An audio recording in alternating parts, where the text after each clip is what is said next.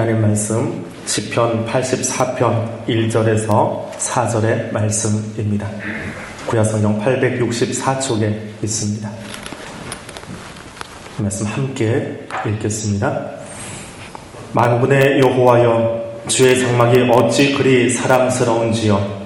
내 영혼이 여호와의 공정을 사모하여 쇠약하며 내 마음과 육체가 살아계시는 하나님께 부르짖나이다. 나의 왕, 나의 하나님, 만군의 여호와여, 주의 제단에서 참새도 제 집을 얻고 제비도 새끼돌 보금자리를 얻었나이다. 주의 집에 사는 자들은 복이 있나니 그들이 항상 주를 찬송하리이다. 아멘. 교회 오는 길이 그립고 또 빨리 달려오고 싶은 마음들이 있는 줄 압니다. 그래서 앞에 영상을 하나 만들어서 보여드렸습니다. 3월 첫 주간부터 거의 한 달째, 다음 주까지는 5주째 본당에서 함께 모이지 못하고 있습니다. 그 기간 동안에 지하 4층 창고, 기계실 공사 거의 다 마무리됐고요. 공사 때문에 나는 냄새도 여러분 피해갈 수 있었습니다. 교회 옆에 산책하면서 혹시 보시는지 모르겠지만 목련이 이제는 활짝 피어오르고 있습니다. 봄이 다가오는 것처럼 우리 대한민국에도 또 여러분의 삶의 자리에도 그런 하나님의 은혜가 더 가득히 열매 맺혀갈 수 있기를 원합니다. 성전을 떠나서 성전을 사모하면서 예배드리다 보니 우리의 평범한 일상이라고 하는 것이 얼마나 큰 은혜인지를 깨닫게 되어집니다. 사순절 절제와 경건의 시간, 그 훈련이 정말 보다 구체적으로 이루어지는 2020년의 봄이 아닌가 싶습니다. 예배를 위해서 시간을 맞추고 마음을 가다듬는 자세들, 온라인 앞에서 예배를 드리다 보니까 더 흐트러지지 않기 위해서 누가 도와주어서가 아니라 내가 하나님 앞에 단독자로 서기 위해서 준비하고 있는 성도들의 모습을 또 그런 예배 후기들을 종종 듣곤 합니다. 지금처럼 교회를 오고 싶고 또 지금처럼 교회가 보고 싶었던 때가 언제였습니까? 사실 교회를 매일 살피기 위해서 출근하는 교역자 입장에서는 교회를 사모하는 지금 온라인 앞에 앉아있는 여러분들의 마음을 다 헤아릴 수는 없습니다. 저희는 매일 출근하고 있기 때문에 매일 교회를 밟고 교회 방 구석구석을 보고 있기 때문에 그러려니 하기도 합니다. 영상 예배로 대체한 이후에도 장로님들 매 주간 교회 결정할 일들, 돌아볼 일들이 있어서 지금 본당에서 함께 예배를 드리고 있습니다.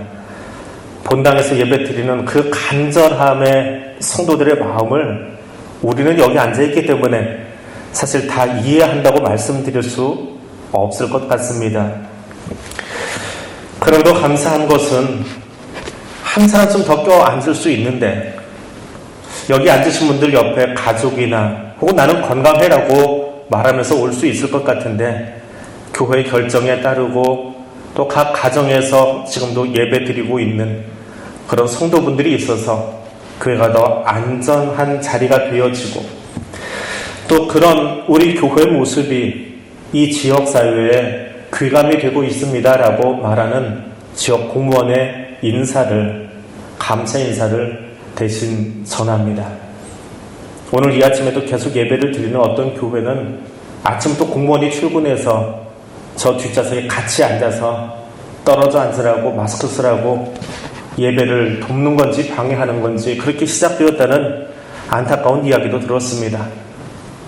그럼에도 불구하고 지역사회에 또 사람들에게 좋은 영향력을 또 좋은 모습을 보여줄 수 있는 우리 교회가 있음을 또 그곳의 성도들임을 감사하고 또 자랑스럽게 생각할 수 있기를 원합니다. 그럼에도 불구하고 성전에 오고 싶으시지요? 교회에 오고 싶으시지요? 그 마음을 가장 잘 담고 있는 것을 오늘 성경에서 한번 찾아보았습니다. 그것이 84편입니다. 84편은 고라 자손의 시라고 되어 있습니다. 그럼 고라 자손이 누구입니까? 고라는 레위의 증손자입니다. 그래서 고라의 자손들이라고 부릅니다. 고라 자손은 대대로 성전에서 찬송하는 일을 맡아서 살았던 사람들입니다. 성전의 문지기 혹은 찬양대 혹은 봉사 부서에서 섬기던 사람들이 고라의 자손들입니다. 이들은 모세와 아주 가까운 친척지간이었습니다. 그럼에도 불구하고 레위의 가족, 그 친족이 아닌 다른 사람들과 연합해서 모세와 아론에게 반역을 꾀하다가 함께 땅속으로 집어삼킴가 되어버린 반역의 대명사로 불리는 것이 고라 자손입니다. 그런데 항상 세상을 보면 모두가 다 그렇게 악한 쪽으로, 모두가 다 그 반역의 일로 빠져나가지는 않습니다. 고라의 집안들이 들고 일어나서 사촌지간인 모세와 아론에게 반역할 때에 일부는 남아서 이 일은 옳지 아니하다라고 엎드려 있던 사람들이 있습니다. 그들이 살아남아서 다윗 시대까지 계속해서 교회를 돕고 또 찬양대로 봉사자로 성전 문지기로 살아가고 있었습니다. 그들이 지은 시편이 고라 자손의 시라는 제목으로 성경에 남아 있습니다. 이들은 자기들의 조상을 생각할 때마다, 그들의 족보를 생각할 때마다, 역사를 생각할 때마다 아픔이 있지요. 우리 할아버지가, 우리 예전에 선대 할아버지가 반역을 꾀하다가 땅속에 집어삼킴바 된 그들의 후손이 나라고 하는 아픔을 가지고 있는 사람들이 바로 이들이었기 때문에 그렇습니다. 그런 아픔을 가지고 정말 온전한 마음으로 하나님 앞에 섬겨야 되겠다라고 하는 자세로 성전 봉사를 하던 사람들이 다윗 시대 고라 자손들입니다. 그런데 시편 84편을 기록할 때에 이 성경에 대한 여러 가지 추정들이 있지만 대체적으로 신학자들이 공감하기에는 다윗 시대에 지어진 시라고 이야기를 합니다. 근데 그 다윗의 여러 통치 기간 중에, 긴 통치 기간 중에 특별히 아들 압살롬에 의해서 다윗이 도망가던 시간에 기록된 것이 84편이라고 합니다. 압살롬의 반역으로 아버지 다윗이 예루살렘에서 쫓겨나게 된 그 시간에 그를 따라 나선 것이 누구냐 하면 고라 자손들입니다. 다시는 반역하지 않겠습니다. 그 아픔이 있었기 때문에 다시는 그 자리에 서지 않겠습니다. 힘이 들어도 광야 생활을 할지라도 내 주군을 따라가겠습니다. 그래서 다윗을 따라 나섭니다. 그런데 고라 자손은 어떤 사람들이라고요? 뭐 하는 사람들이라고요? 성전에서 찬양대로 봉사하고, 성전에서 문지기로 봉사하고, 성전에서 봉사 부서로 일하던 사람들이 고라 자손인데, 성전 중심의 삶을 살았던 유대인들 중에 특별히 성전이 없으면 살지 못할 것 같은 그들이 다윗을 따라가느라 예루살렘을 떠나고 있습니다. 그때 부른 노래, 그때 올려드린 찬송, 그 안타까움의 찬송이 84편입니다. 교회가 문을 닫았습니다. 한국 천주교 236년 역사상 처음으로 미사를 전면 중단했습니다. 우리 교회는 인근 지역에서 확진자가 나오자마자 선제적으로 교회를 폐쇄하고 온라인 예배를 드리기 시작했습니다. 그것이 벌써 한 달입니다. 선교와 전도 못지 아니하게 사회를 향한 안전함과 평안을 전하는 방편으로 문을 닫았지만 언제 열 수 있을까라고 하는 물음표는 끊임없이 우리들 머릿속에 맴돌고 있습니다.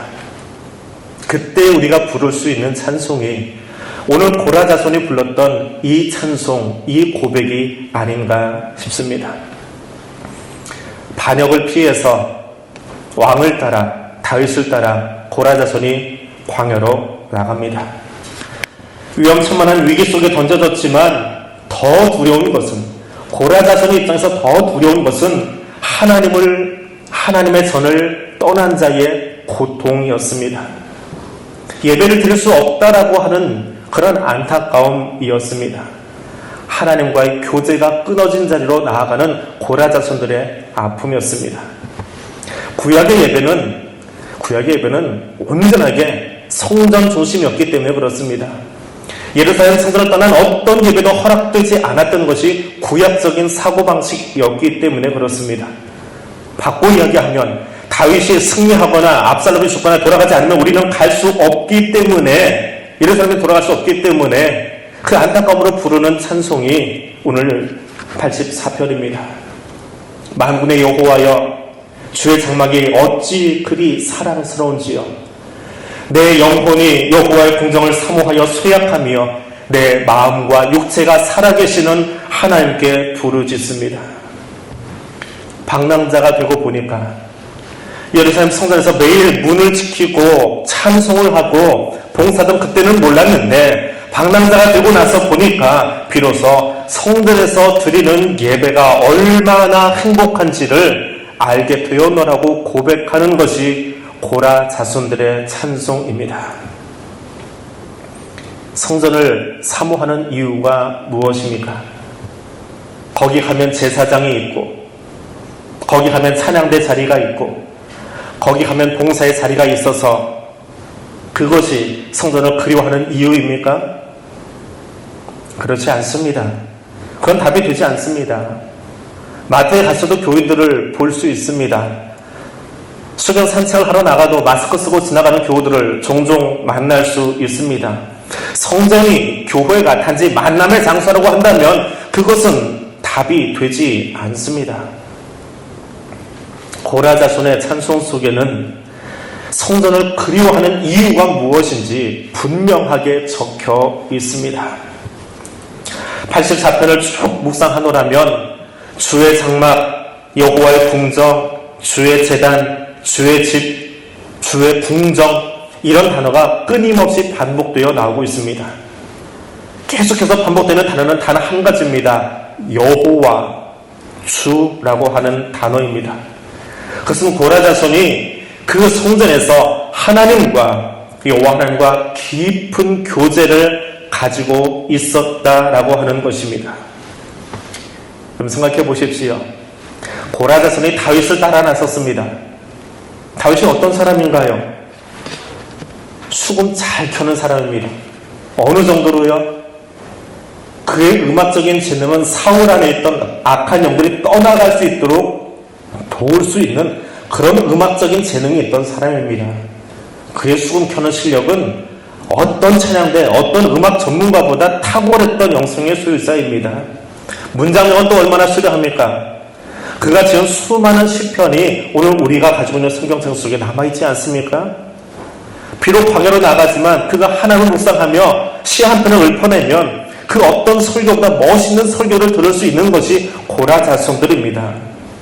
쫓기는 입장이지만 다윗과 함께하면 멋진 찬송도 들을 수 있고요, 멋진 설교도 들을 수 있고요, 멋진 시편 하나도 자기들은 즉석에서 원저자에게 들을 수 있는 그런 입장입니다. 그럼에도 불구하고 성전을 사모하는 이유가 무엇입니까? 그럼에도 불구하고 교회가 그리운 이유는 무엇입니까?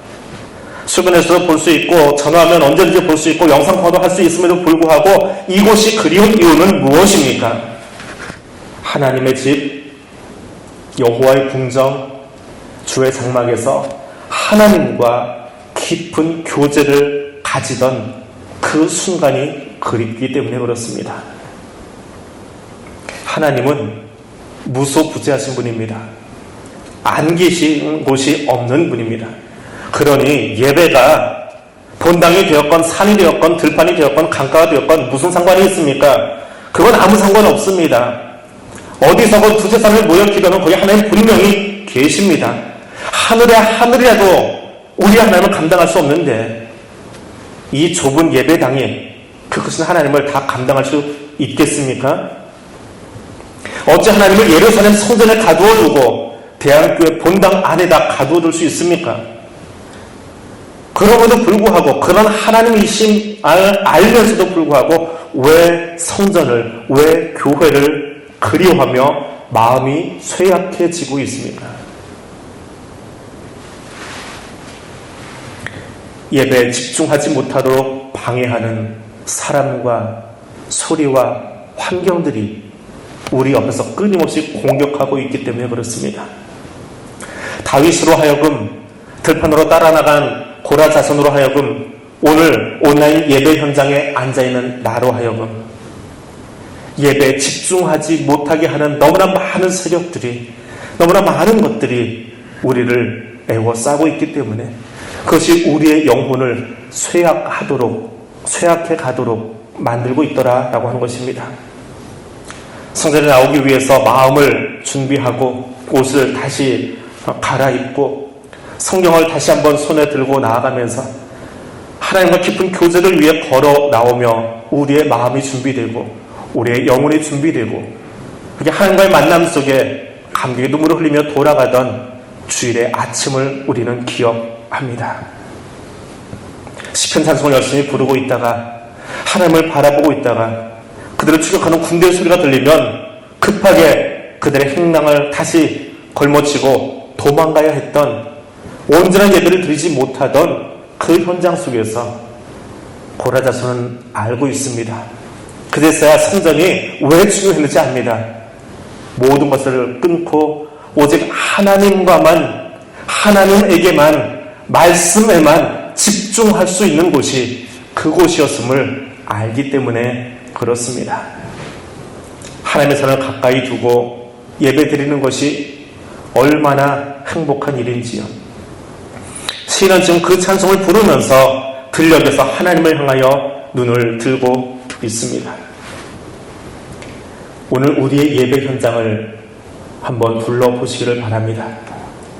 지금 이곳은 최소한의 인원으로 온라인 예배를 위해서 장로들과 교역자들 그리고 직원과 재정부 우리 봉사자 몇 분만 자리에 앉아 있습니다. 최소한의 마음으로 자리를 구별하기 위해서 여기 있습니다. 그리고 이곳이 아니라 오늘 온라인 앞에 앉아있는, 영상 앞에 앉아있는 여러분의 자리는 어떻습니까? 마음이 구별되고 몸이 구별되고 준비된 자세입니까?